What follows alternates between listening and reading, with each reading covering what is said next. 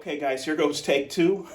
I did this whole video the other day and I just accidentally deleted it. I said everything I wanted to say, had everything good to go, was happy with the video, and then accidentally hit that delete button. So let's go ahead and go for this a second time.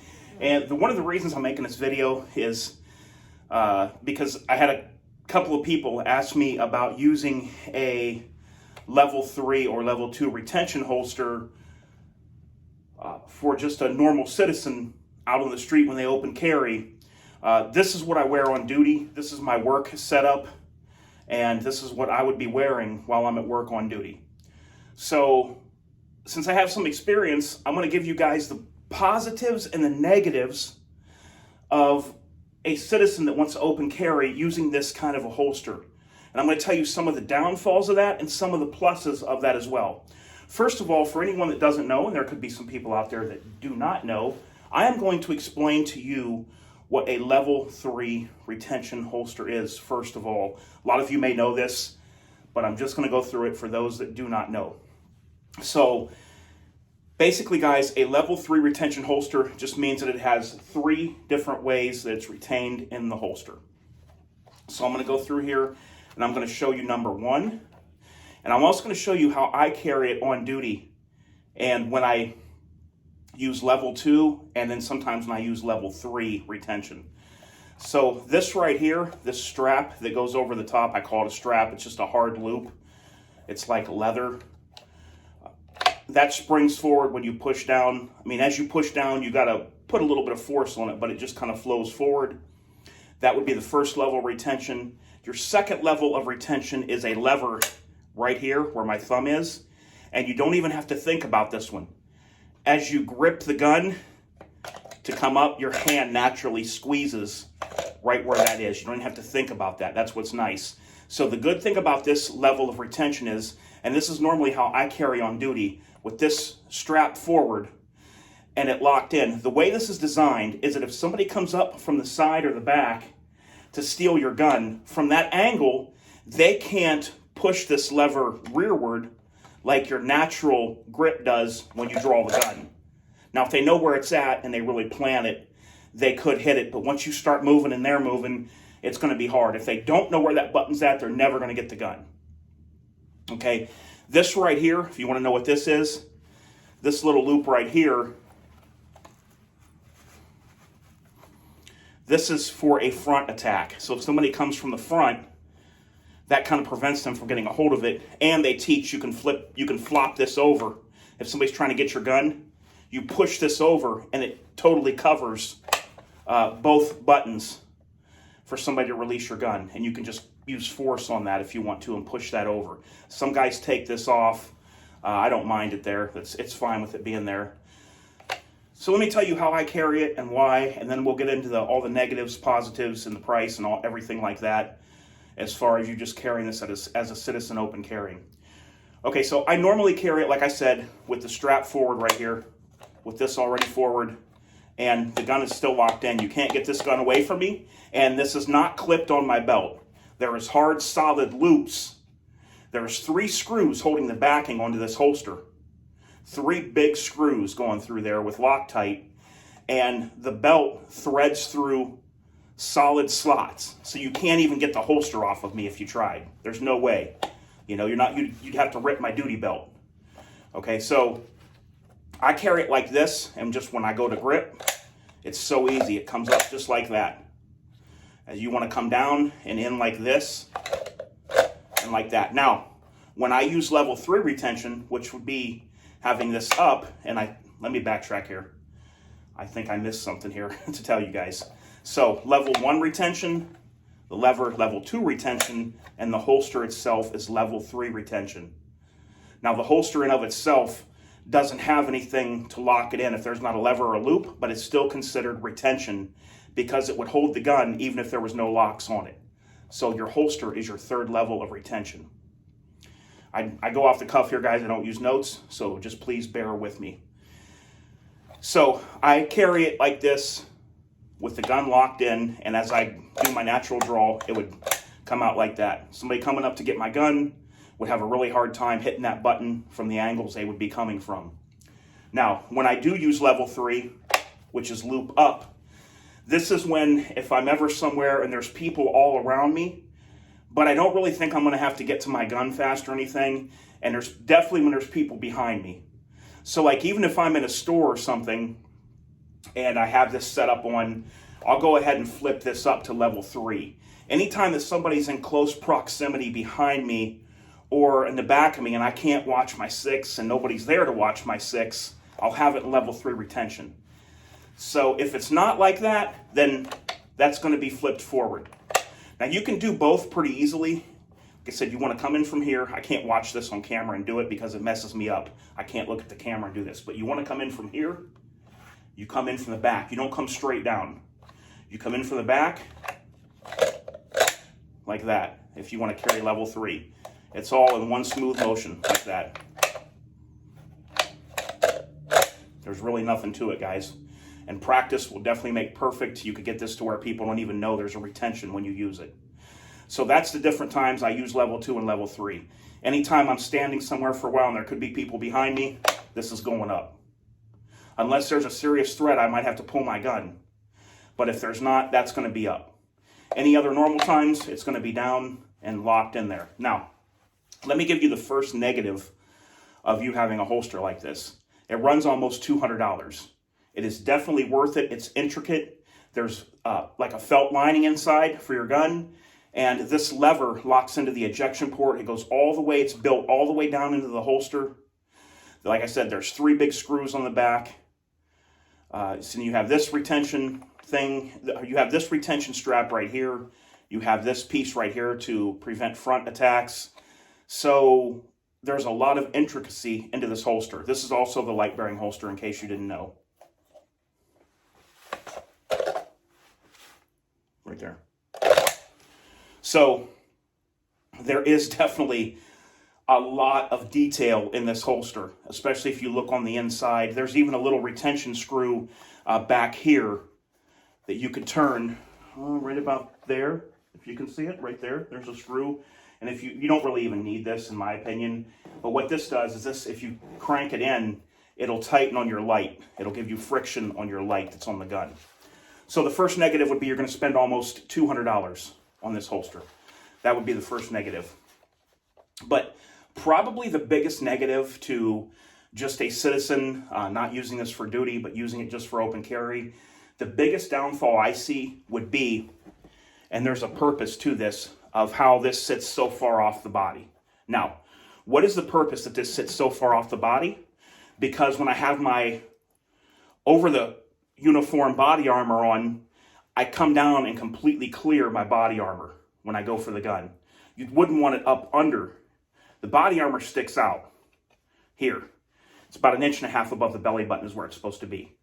So the body armor's up here. You don't want the gun handle where you have to go down and in.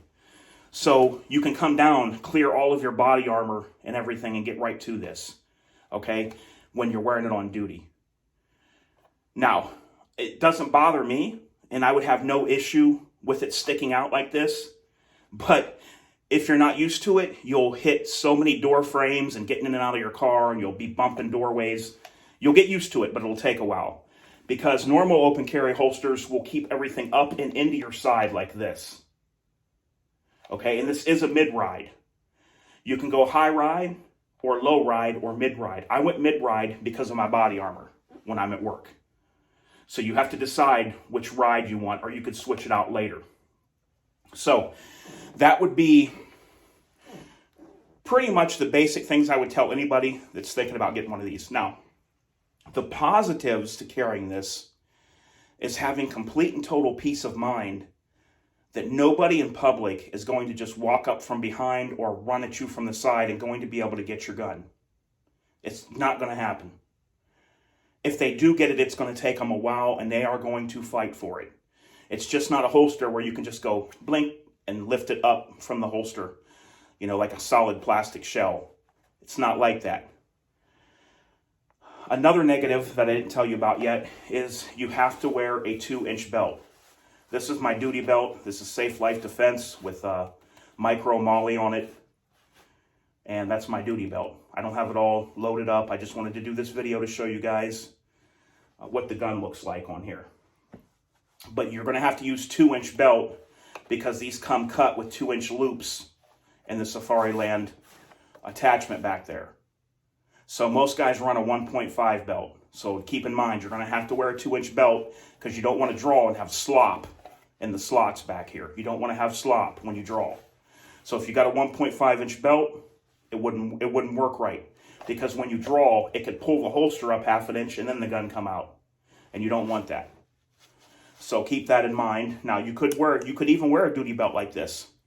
Let me explain this duty belt real quick. This Safe Life Defense has a Cobra buckle in the front, and as you can see, it's not touching any of my belt. It's not going through any of my belt loops. The reason is because underneath of this belt, there is a very thin, low-profile black belt that goes around and Velcros. The exterior of my inner belt under this is all soft side Velcro. The back side of this outer belt is all hook Velcro. All you literally do is snake it around. I could literally unbuckle this and peel this whole belt off. But it's as solid as if it was, it's as solid as a rock. That's all I can say.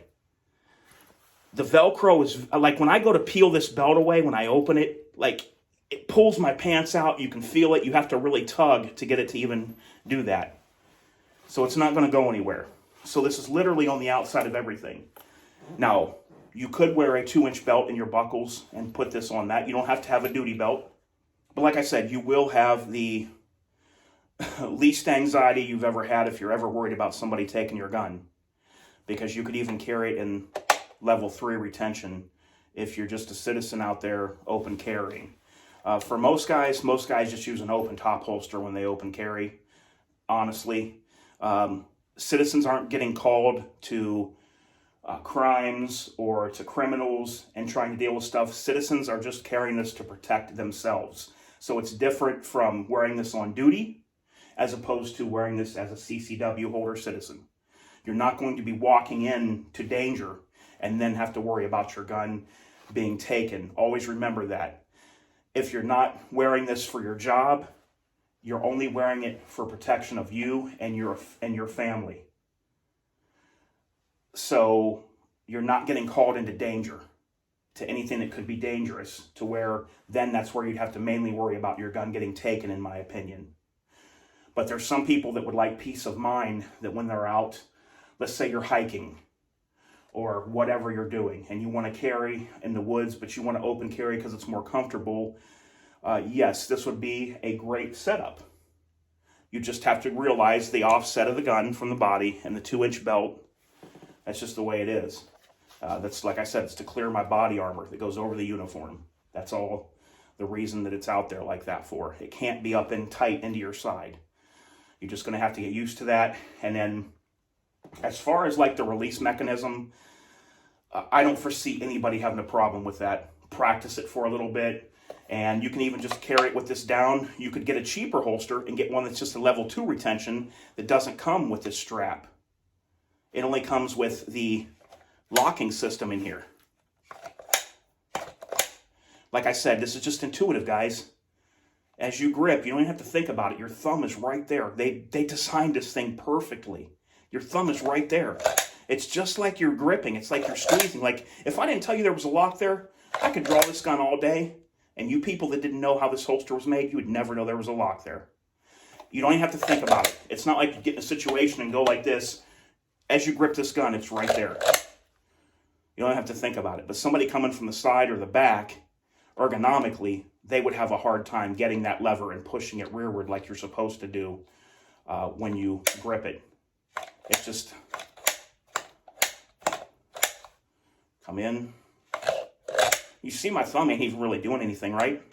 Look at my thumb. All it's doing is as I squeeze my grip on the gun, it releases it. That's it. Somebody comes up from the back, from the side, they're not getting it though. So I guess another point that makes sense to mention is that keep in mind, if you want to carry this system like me, with this holster, this type of gun, this is a Glock 45, and the X300 light on it, or whatever light, several lights will fit into this. It's like it's open down there. It locks on the it locks on the ejection port, but the holster's open down here. I think there's some O-lights that fit in there and everything. But if you want to carry this system, keep in mind this holster is heavier than just a standard over the waistband holster, just because of the way it's built. And this weight is out from your body a little bit. Now, here's what I use. The Viking Tactical, the VTAC. This is a system that comes down with a G-hook, and it's got a little thing that goes around and it Velcros around your belt. I'll do a separate video on that. But it's got the G-hook right here.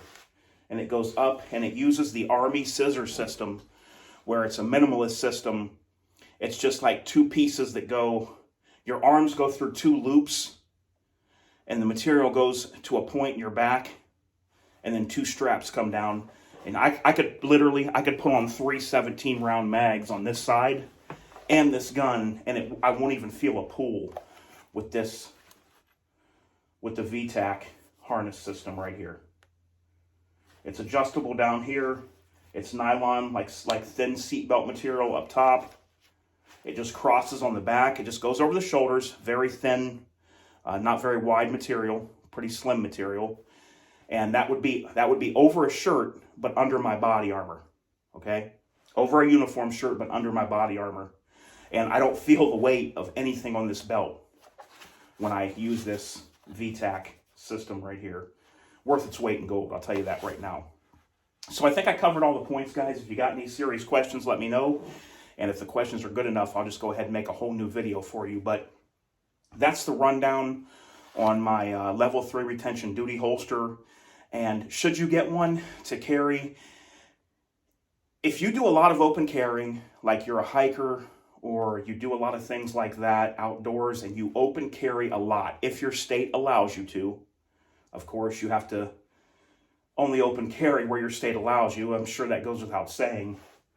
But if you open carry a lot and you're really nervous if you're in places with people behind you, I'm going to tell you, this is one of the highest quality holsters that you can get out there on the market.